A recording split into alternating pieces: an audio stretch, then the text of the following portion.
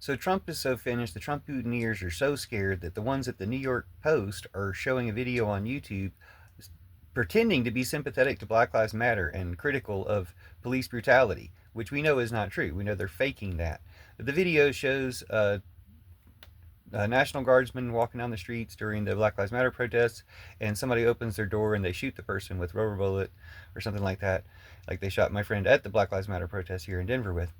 And there, you can tell they just show the video, but you can tell their bias and they're trying to protect Trump by the captions they put on it. So, for instance, they use the word "this video resurfaced." Well, the video didn't resurface.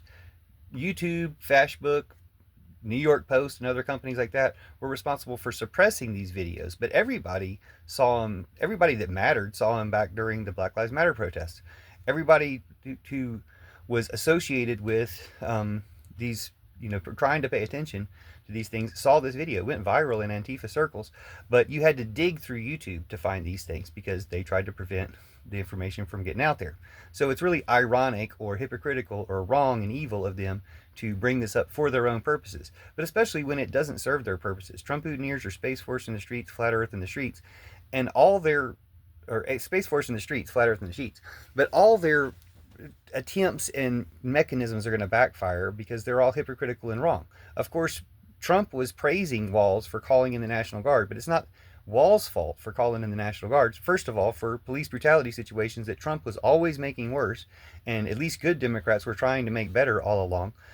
But Walz didn't shoot the citizen. Walz didn't shoot the Black Lives Matter protesters. He called in the National Guard, for which Trump praised him and was making the conditions even worse, make that necessary.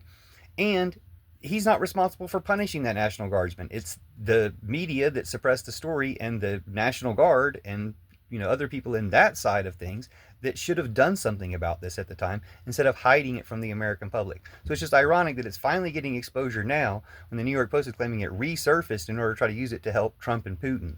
But we need to help Walz defend it and call out these evil people for being so hypocritical and wrong and creating these situations in the first place that we're trying to fix.